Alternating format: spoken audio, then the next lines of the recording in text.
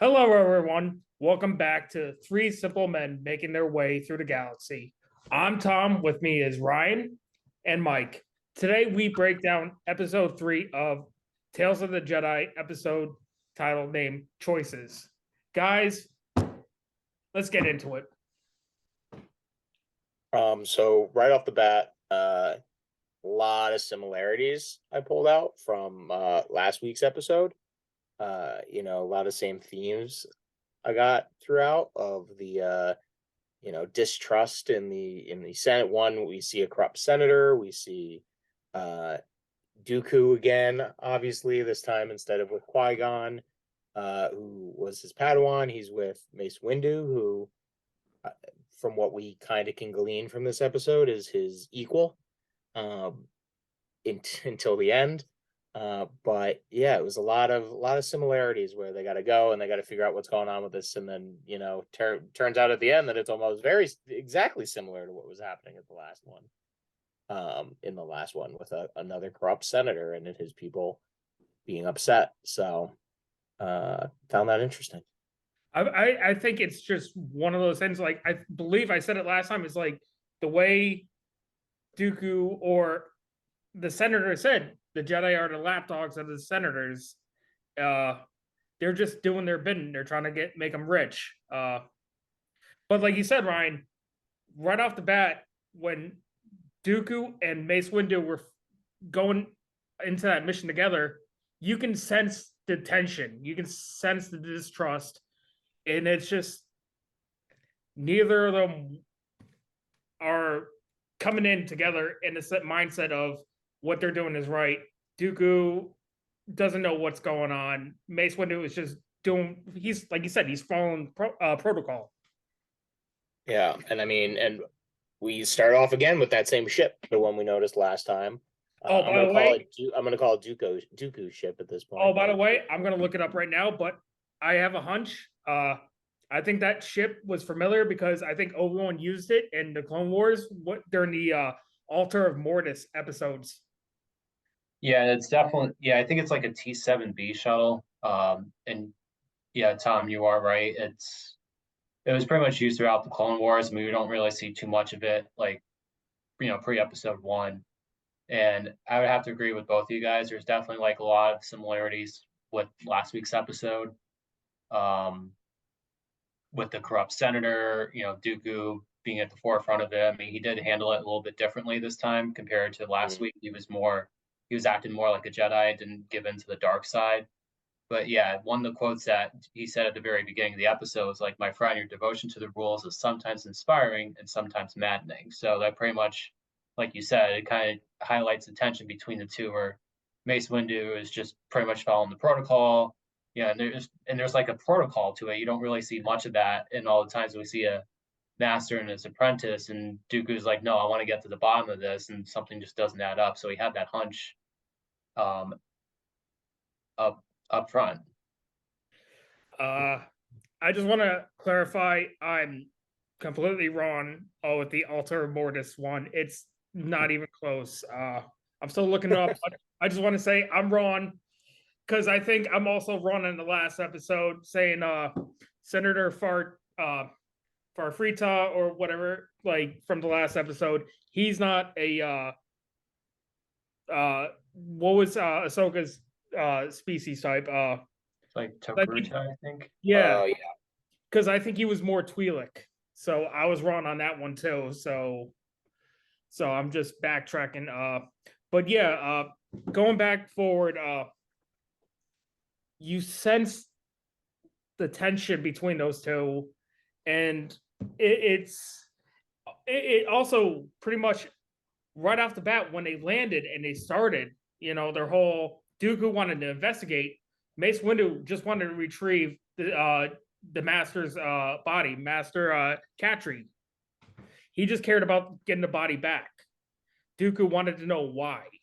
So their methods, their objectives were completely different in a sense. yeah, and to move us along, So we talked about the Dooku ship. The other vehicle was which will bring us right into this planet, was Raxus Secundus. Yes.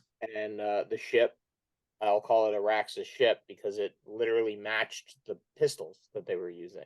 Very all very ornamental for this planet, as opposed to the citizens of the last planet that didn't. Yeah, I guess the last one wasn't really a military coup. It was more of a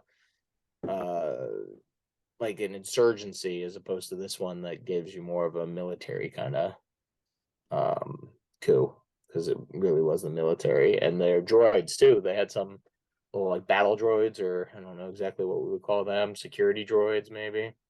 I think they're more of like security droids, but they gave a vibe of they're like pre commando droids during the Clone Wars. Right. Yeah. Yeah. Definitely nothing related to the Trade Federation. I mean, No. start No. off with basic B1, then you upgrade the super, then commando. Yeah, it's definitely different style. Did The Jedi Temple this time? Yeah, Yeah, well, I and was gonna say, I think it's the first time we get Coruscant actually mentioned. I don't believe it was mentioned by name last episode. So not only do we get Coruscant, but we actually get to go back to Coruscant. We see Yoda for the first time, though he doesn't have any lines. And then we see obviously a handful of other Jedi at We the see Stacey funeral. Finn, we see all these Jedi, but also, you know what's also interesting is the fact that we saw a Jedi funeral for the first time, and we're not going back to the Clone Wars where we're getting ahead of ourselves, but spoiler alert, we saw it with Obi-Wan in the Clone Wars with his fake funeral. So we never actually, this is the first time we actually saw how the Jedi buried their dead, in a sense. At the temple. Well, I mean, we see Qui-Gon's funeral on Naboo. yeah, it was the fire, but yeah, it's a lot different. Then you had Kiadi Mundi lead the service, and yeah, in addition to like Yoda, Stacey Tin, I also caught Plo Koon, Joe Costanu, the librarian, and also Terrace Tanubi, who was like Ahsoka's master when I got a little ahead of myself, but he makes an appearance from the Clone Wars, and he But was we're part of getting that. ahead of ourselves the whole time. I So know, I think I think chances are people already know. right? We're gonna hear it in the comments, but anyways, continue. And then just going back to like what we were talking about with Raxus, like not sure if like this is like a new planet, but just to me, like I think of like Raxus Prime, and like I think that was like more of like a junkyard planet, whereas like this one is like the complete opposite, where it's like more upscale, like rich, or like, and then you go into the forest with the investigation and stuff. So it was definitely a change of pace from how I would remember Raxus, or maybe it's another moon of the Raxus system. Yeah, I Um, mean it's called Raxus Secundus, so it would make you think it's the right. second one. So and the first Raxus, I mean, we haven't seen yet chronologically.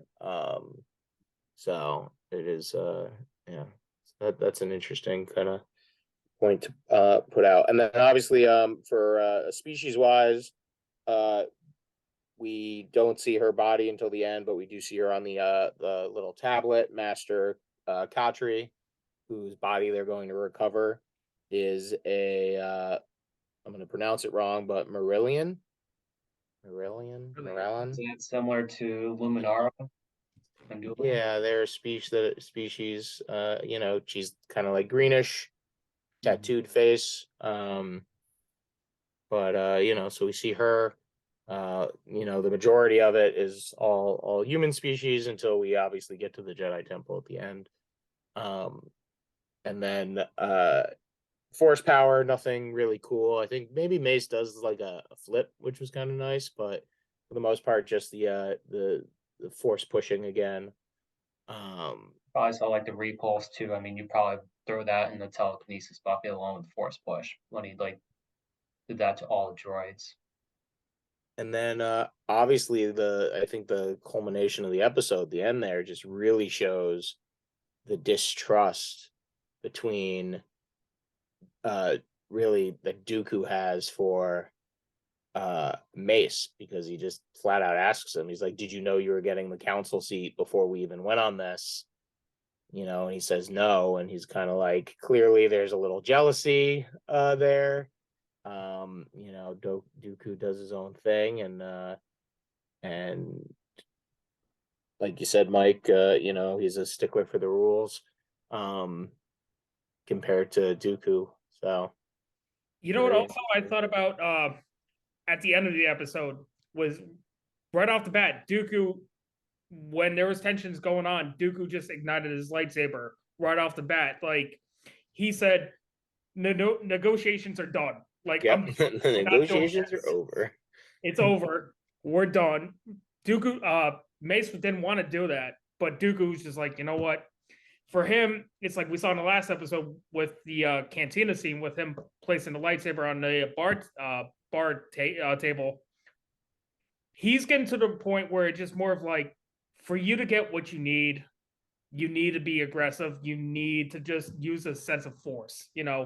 I have a lightsaber. I know the force. You have blasters. You're outmatched, pretty much. That's what it's coming down to. And you saw the whole episode. The vibe is all distrust. You see Dooku just like in his mind, just awakening to the whole sense. The Jedi are just hypocrites. They're just about what the senators believe. It's not about actually helping people out. It's just bowing to the group, the senators, pretty much. Yes. Right, and it's only like one perspective, because I mean, when they were on the shell at the beginning, like Mace Windu is like going off of the testimony of the senator, not really asking further questions like Dooku had. And with Dooku, yeah, he learned from like that instance with Qui-Gon. He did things differently. Yes, he didn't use the dark side, but to your point, he was more aggressive about getting down to the truth. And he did learn from Qui-Gon a little bit, and he kind of applied that. But of course, he did it a little differently this time. But again, he didn't resort to the dark side to figure it out. He acted like a Jedi, but unfortunately, like you said, he's starting to see the politics of all of it, and that's kind of. It also reminds me of the way of like Anakin descending to the dark side, having that distrust in the council, and questioning the Jedi's motives with everything. Because again, you're kind of, and they were like pretty strong with the Force too. So there are like some other similarities between Dooku and Anakin. They were more attuned with the Force. They wanted to act more like a Jedi than being consumed by the politics of either the Council and or the Senate. It feels like between, like you said, Anakin and Dooku, it's like they feel like they don't have a choice. Like they're being forced. Like this is how the Jedi do things. This is how things are run in the Jedi Order, instead of actually going down to the basics of what does it mean to be a Jedi. And you can see Dooku's just like, I believed in a lot of things. I believed in the Jedi Order and helping people and maintaining, security and happiness and whatever things. But now he's awoken to, like you said, Mike, the politics. It's pretty much like he's just seeing the Jedi don't care. They're just all high and mighty, and they're just doing whatever the senators tell them. And his interaction with the prisoner too at the end is just like, well, I may not approve of what you do, but I understand where you're coming from. And he would want to see more of that. And it kind of plants a seed a little bit of like being the separatists of like getting away from the Republic too. Yeah, definitely catch that. I think that the prisoner's name was, I wrote down, Samaj, I believe is what they referred to him as at one point. I did like also we saw a little bit of both the Jedi being detectives. They actually did a little investigative work. They saw the blaster marks on the trees and the potential direction of where those had ended up, and then turned around and pointed out that there were no marks on the ship to imply that what they were saying was true. Unfortunately, they couldn't realize that the senator was not necessarily involved in it, was lying, but was under pressure, and obviously he then got killed for it. Even though he might have been corrupt, it was, I'd say, not the Jedi thing to to go ahead and get people killed. So that was definitely a fail on both mainly Dooku, but I think probably Mace's part too, because he didn't really help figure that out quicker. And maybe it was because he didn't want to look into it at first. He even said when they first got there, they're obviously lying. Let's just go back and tell people and not be involved in what's going on here. But they go out to the woods anyway. I'll say this. Bringing that up, Ryan. That's actually a good point, because it's like we described Dooku not trusting Mace. Now, do we get to a point where it's like Mace is not trusting Dooku after that whole resolve at the end? Pretty much was like, the senator wasn't a good guy, but he wasn't. This wasn't his idea. This is not what he wanted. So now Mace is thinking, does Dooku actually care about the people? So you can cut that tension with a knife, because it is just going to separate even further, because now I think Mace is just going to look at it as like he can't really be trusted, because the methods are going to be unorthodox in a sense. Is this also a very unique moment where we have, and I'm definitely thinking way ahead of ourselves, but where we have two Jedi working as partners as opposed to a Master and apprentice kind of situation? Yeah, I guess technically Anakin has Ahsoka as his apprentice, but is still technically a Jedi Knight, but is still technically Obi-Wan's apprentice. So yeah, it is a different. Because it's a sense of, it's not a master, teacher, and apprentice. It's two Jedi Knights, two Jedi Masters, who are just working together. Where it's just like there's going to, in a sense, going to be conflict, because you have a partnership instead of a master apprentice, where you actually have like a chain of command in a sense. There's no teaching lessons that you have to listen to. Teaching lessons at this point. Yeah, at this point, it was just two partners that disagreed. Clearly, didn't really have each other's backs, or at least the ability to have the same goal in mind. That's what I mean. Obviously, I'm sure at this point, if somebody tried to do something to Mace, Dooku would have stepped in and helped. But with working towards the same goal, they certainly weren't, and that's it's not good for a partnership. So that could be a problem. No. And I think it shows. What do we got coming from you, Tom, on a hot take? You got one this episode? Hot take. I'll say with the lightsaber, Dooku was better than Mace. Okay. All right. That's Mike? really all I got at this point, because there wasn't really much to get in a hot take. Mike, you got a deep dive? And one of the things I kind of caught, when this isn't necessarily like a good follow-up to what I presented last week, but one of the things I did notice, and not sure if you guys picked this up, but Mace Windu's lightsaber was different in episode 1. It didn't in the episode, it was more like his episode 2, episode 3, but it was like a different lightsaber hilt. If you look during the funeral or one of those. So I know what exactly what you're talking about. I know what you're talking about, because his lightsaber in episode 1 was purple either. I'm just trying to think of it was blue. I remember when episode 1 came out with the toys that came out with Mace Windu, his lightsaber hilt looked like Ki-Adi-Mundi's, and it was blue. And then it wasn't until Attack of the Clones where he was, Samuel L. Jackson wanted the purple lightsaber. They wanted to change it up. So I don't know how story-wise how that changed, but I kind of feel like it's before. I completely forgot about that. I kind of feel like this is before episode 1, because at this point you don't even know obviously it has to be before episode 1, because it is. Oh my god, it is.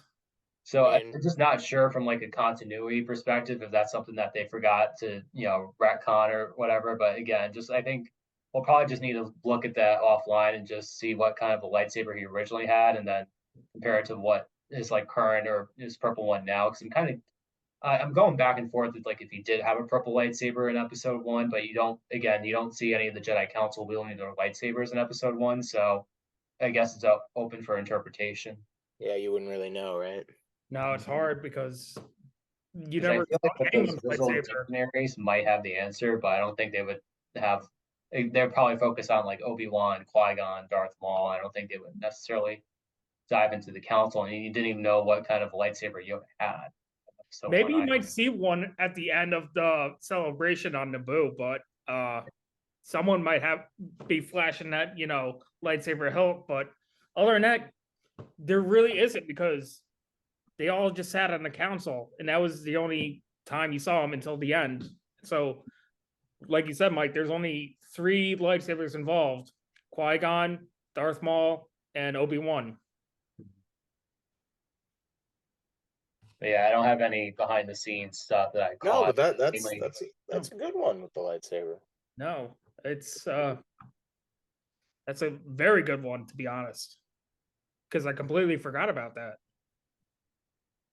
So I have my quote section here. I'm gonna change the quote up a little bit and direct it towards Mike. And I'm gonna say, my friend, your devotion to breaking the rules of this YouTube channel is sometimes inspiring and sometimes maddening, because you took my quote right in the beginning. So Oh man. uh-oh. but yeah, so the quote was, my friend, your devotion to rules is sometimes inspiring and sometimes maddening. Obviously Dooku says it to Mace, and I don't think we need to dive too much into it now because Mike did that already, but it's okay. Next time. Looks like I channeled some Dooku in. You did. You went off book there and took a quote, but it's okay. I mean, it was the one I wrote down too. So obviously, it's the right in the beginning of the episode, before it even really kicks off. It's the opening scene that it said, and then at least Dooku is still referring to him as his friend, so we can break into that a little bit. And then obviously the devotion to the rules, inspiring but maddening, kind of echoes, I guess, the quote from last week, from Dooku, where he told Qui-Gon that he was a much wiser man than he. It's kind of the same thing where he compliments the people around him, and I mean, it's kind of a backhanded compliment in this case, because he tells Mace that it's inspiring, but then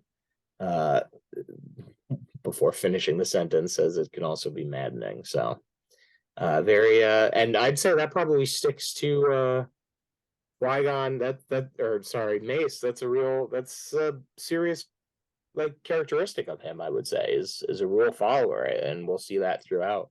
So definitely an important quote, and to the point where, to us as the viewer, him following the rules is at some points maddening and inspiring, right? And we can maybe we'll circle back to that quote in future episodes and future things where we see Mace, and see how him choosing to follow the rules might upset us instead of make us happy. We'll have to see. Absolutely. Any last words, Mike? I'm all set. You're all set. Ryan, you're all set. Thank you, everyone, for joining 3 Simple Men making their way through the galaxy. Hit that like, comment, and subscribe, and come back next week for Star Wars Episode 1, The Phantom Menace. May the Force be with you, always.